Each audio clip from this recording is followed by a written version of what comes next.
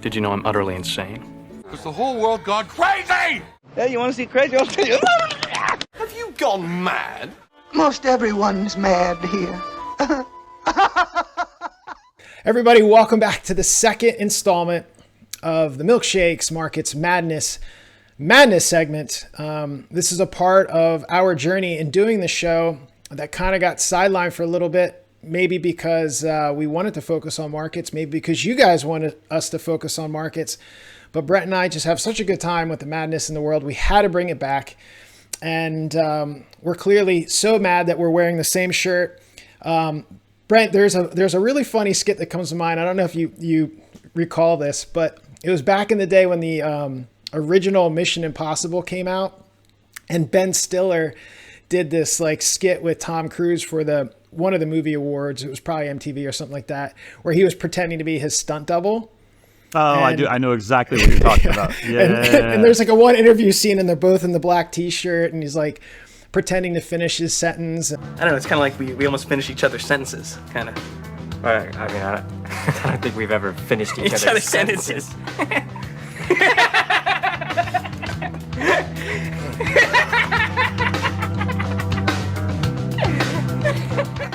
Anyway, so it kind of struck me a little awkward as that clip was intended to be. So speaking of awkwardness and madness, I think the most maddening and or awkward or just funny thing that's going on right now is this Zuck versus Musk potential fight.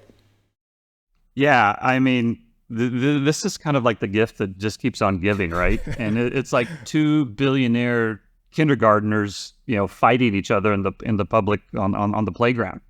I mean, that's literally what it is. It's like two of the richest people in the world are mad at each other, and they want to fight about it, and then they want everybody to see them do it. So, I don't know if people follow this or not, but I got a real good kick out of it because, Elon, everybody loves to hate Elon, which, it's easy to do. But, he's kind of been portrayed as the bad guy because he took over Twitter and he changed the name and did all these things that, a lot of people didn't like.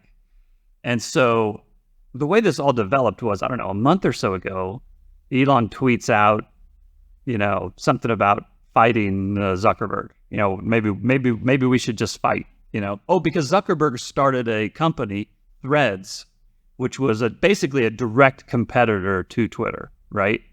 And it took off like crazy in the first couple of days, and then it crashed. And so I think that's how it started. And then Zuckerberg responded to Musk's initial tweet saying, just name the place. And so then there was all this hubbub of, maybe they're going to do it at the Coliseum in Rome, and there's all these, or they're going to do it at the Octagon in Vegas. And then, I don't know, it was a week ago, Zuckerberg comes out and says, Elon keeps changing the venue and can't commit to anything. I'm moving on. So then last night, Elon tweets out, well, first I joked about fighting, and then he really wanted to fight, so I said, okay. He said, name the place. So, Italy gave us a Coliseum, and, but he was conveniently unavailable. So I suggested Zuckerberg's backyard as a safe space, to which he couldn't make it, and basically here we are. So basically, it's just the back and the forth and the back and the forth, and it's so representative of everything that's good and wrong about the world right now that it's literally the madness. It is the heart of the madness right now. It is the heart of the madness, and I think. For me, I think one of the funny things is just watching, I think for a lot of people, it's just watching the world's richest man oftentimes just act like one of your, bar buddies. Totally. And people get really upset about that. Like, I think if you have that much money, most people would exercise the privilege to be themselves instead of, the facade most people, portray to kind of crawl a couple inches in life. So I think maybe that's where some of the anger, there's a resentment that he gets to kind of be the buffoon and still get to play in all his money. Yep. But I also find it funny because he, his mouth just always gets him in trouble. I think that's how he ended up with Twitter. So totally. So I'm pretty confident this is going to end up with him on his back and in pain. Yeah. But until then, it's been a fun show. And speaking of some of the entertainment that's been going on Twitter lately, we've had a new account that's kind of swept Twitter by surprise to some extent, which is Twitter history. I think it's kind of just Trump started history. out. Trump I'm sorry. Trump history. Yes. Trump history, which is just, memeing all these different times in history. And it's just such a perfect play on the joke that Trump, in his mind, has invented and participated in everything that's ever been great on planet Earth.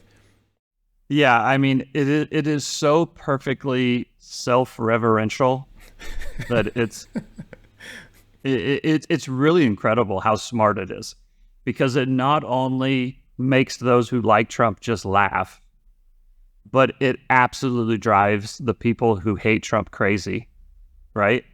And the what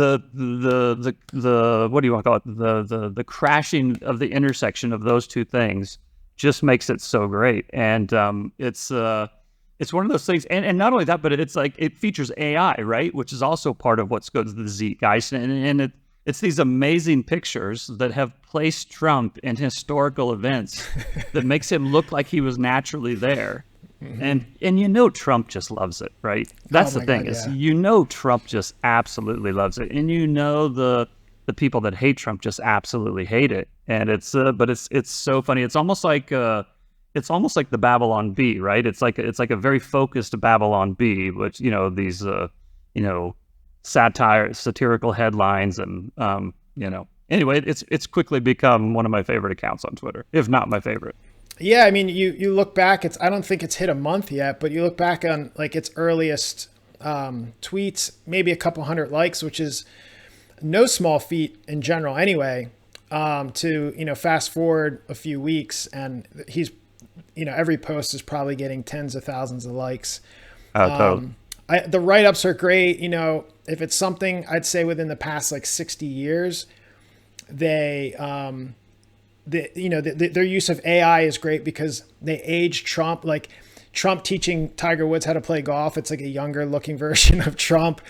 But then when they go way, way back to just ancient, civilizations and history, and, Trump introducing different people to Jesus, and what they caption is my favorite part is it says colorized, as if they had like a black and white photo from back in the day that they've now used technology to colorize. So the levels of satire there are fantastic. So that's the other thing is I'm not even completely convinced that whoever started it. And the thing is, here's the thing: I'm not a jealous person. I very, very rarely get jealous of something that somebody else has, or whatever. But this is one case where I'm actually a little bit mad that I didn't think of it, because it's so good. And I'm not sure that whoever created it is a Trump fan. It's possible that they absolutely hate Trump, but and they're trolling.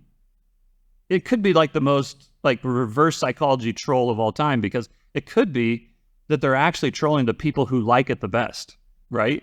Because they're, and people don't remember this, but like 20 or 30 years ago, this is like back in the 90s, when somebody asked Trump if he would ever run for president, or if he would ever run for as a politician. And he said, I don't know, but if I did, I'd run as a Republican. They're like, why is that? He said, because Republicans are so dumb, I could say whatever I would want and they would believe me, right? And sure enough, like 20 years later, he runs for president and they love him. And so, like I said, I don't know who started it. I don't know what their viewpoint is, but they have so perfectly captured like the zeitgeist. I think my wife got mad at me one time. I said zeitgeist. She said, that's not the way you're supposed to say it. So the zeitgeist of the moment, they've definitely tapped into it. Yeah, I mean, who knows? It does feel like someone who's relatively neutral and can see the humor in it, because they're not emotionally tied up in the politics. But Trump does kind of represent the, 2000 in the 2020, in the 2016 elections, and certainly in the 2020 elections. he very much so represented that forgotten part of America. And so I think it's kind of an interesting interlude into another thing that's somewhat gone viral this past week, is this song by a gentleman, Oliver Anthony, Richmond, Yes. north of Richmond. I've been selling my soul, working all day, overtime hours for bullshit pay, so I can sit out here and waste my life away, drag back home and drown my troubles away. It's a damn shame what the world's gotten to for people like me, people like you. Wish I could just wake up and it not be true, but it is. Oh, it is living in the new world. It's kind of got that country / bluegrass feel. As someone who's played music much of my life, I can say that the combination of both what he's doing on the guitar, the lyrics, his voice, it's not just an anthem. He's definitely talented, but it's coming across and getting attention like an anthem at just the time when it feels like that forgotten part of the country is once again forgotten. Yeah, again, that's a guy that's really tapped into the moment, and and you can do, this isn't like some arbitrarily manufactured thing, right? I mean, you can tell by not only the words that he's written and the way he sings it, but the people he's singing it to and the places he's going to do. He's just like a good old boy from West Virginia, and he's a simple guy, and he's kind of singing from the heart, and a lot of people are resonating with it. One of the things I thought that was kind of funny about it, and again, it just shows you how like out of touch and clueless politicians are, is that some politician heard it. It's like, wow, this is a really good song. I really like what this guy has to say, and it should be listened to. And okay, that's right, it should. But literally the song is about the Richmond north of Richmond, and the Richmond north of Richmond refers literally to the politicians in D.C. That's literally what the song is about. And so, the fact that this guy wasn't quite smart enough to pick up on that is, I mean, it's just these people never cease to amaze me with their, lack of self-awareness. Anyway, the other thing that about it is, it did have a little bit of controversy associated too, because some people were saying it had tinges of racism or class or, one side of the tracks versus the other, and it was more of a, instead of bringing people together, it was divisive. And the thing is though, this is kind of the environment we're in, right? This is one of those fourth turning things, that this is when things like this happen. It's in this type of an environment that these types of songs or these types of shows or movies or whatever it is get released. And by the way, before I forget, not that we've talked about this before, but I hadn't really noticed it, or I hadn't really picked up on it. Perhaps that's my lack of just awareness or whatever. But we talked about Barbie and Oppenheimer a week ago, and I was on this conversation last night, with Raul and Real Vision, this Twitter Spaces, and we were talking about all these challenges that we're going through, and the Barbie and the Oppenheimer. The fact that they're out right now, I think, is so apropos of the time, because on the one hand, we have, it's the age of just total silliness and, whatever you want to call it, just the nothingness, right? The famous for being famous, the social media, the likes, the, consumerism, and just all the stuff that isn't really important. But then on the other hand, Oppenheimer, which is about, this crazy technology that's being released, and on the one hand it's really exciting, but on the other hand it could blow up the whole world. And we have that going on with AI, and military conflicts are picking up again. And so it's just kind of one of those things of art imitating real life, right? And I think it's interesting that those two things, who are complete polar opposites, are so popular right now. It's like they're the two most popular movies. They're all over social media. They're all over, the media, kind of in general, entertainment industry, however you want to say that. And yet they're the polar opposites. But that's also what we have going on in the country, right? We've got the Democrats and the Republicans. We've got the left versus the right, and we've got the East Coast and the West Coast versus the flyover states. And it's pretty interesting. Here we go again. That word again. Yeah, interesting times. One thing I'll add to our chat there about the Richmond, north of Richmond song is the song itself is impactful, but the visualizations are very profound as well. You have, like you said, a good old country boy. He's kind of in the Virginia woods. There's a busted, beat up car that's never going to move again behind him. He's got his man's best friend, dog just chilling there, not even blinking an eye. And here's a guy singing his heart out. So I think there's so much there for people to connect with. And, he did a show not long after that, 72 hours or so after that song kind of went viral, and they ended up filling, 20 acres or something like that of cars, people coming to see it. So this kind of goes back to, the emotions that people are experiencing and feeling right now. And I don't think we're going to have time to get into it here. I mean, this was supposed to be the lighthearted madness part, but you also have mentioned recently that, the likelihood of an election going through in 2024 being very, very low, because no matter which side wins, they're going to deny the other one, a fair election. Yeah, it's a good point, and it's funny because I thought this was going to be the lighthearted maddening section too, but we're touching on some important things, and I actually think this is extremely important. And the one thing I would say is, I had actually had several people send that to me over social media this weekend, and part of the reason is they just thought I would want to see it, but I had several people send it to me because there's a line in there that talks about, it says the dollar ain't shit, right? Like the dollar is losing its value, and that's it's hard for people like him.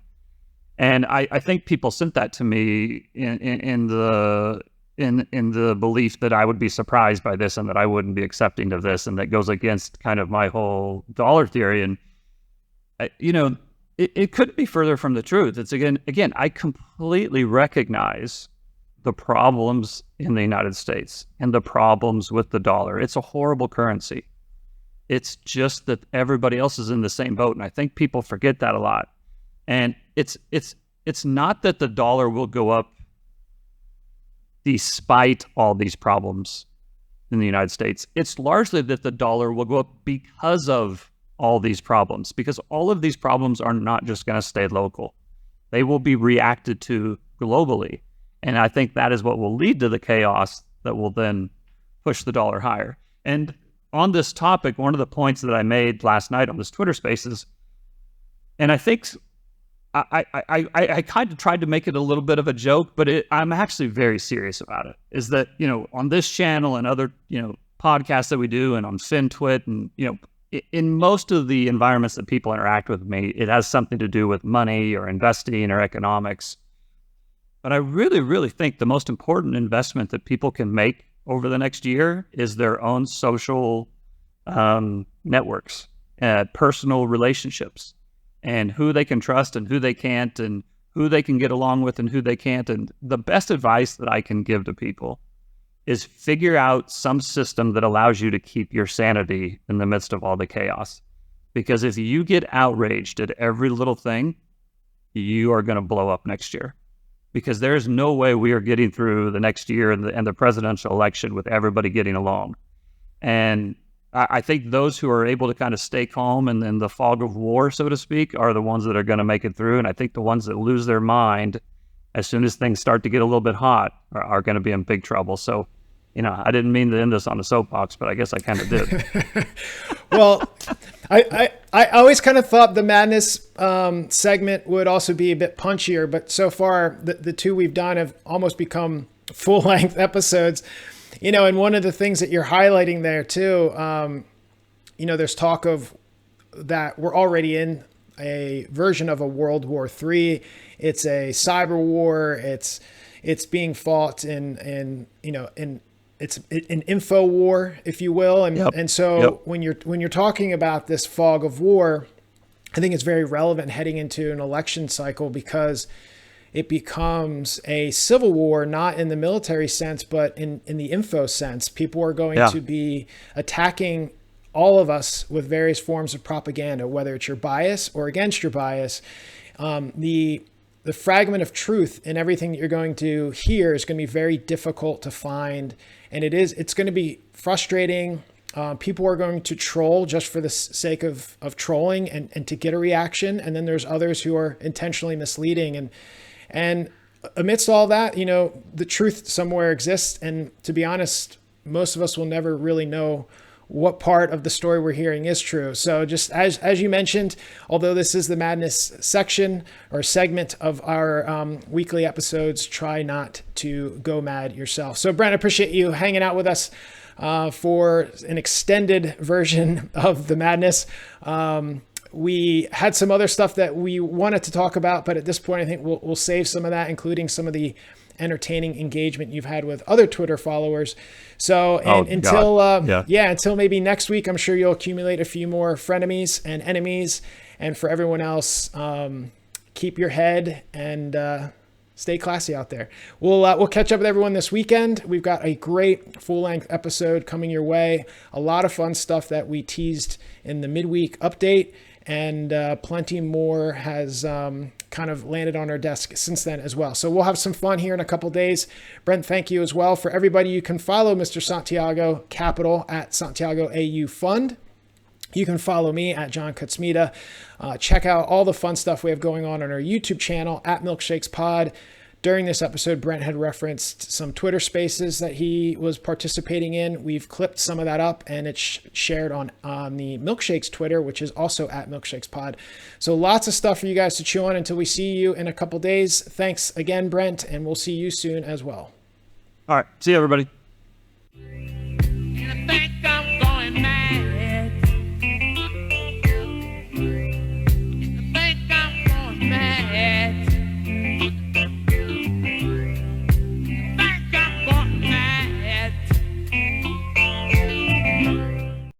This show is provided for entertainment and informational purposes only. It should not be relied upon as legal, business, investment, or tax advice. Neither the hosts, guests, nor any funds they may manage intends to make an offer or solicitation for the sale or purchase of any specific securities, investments, or investment strategies.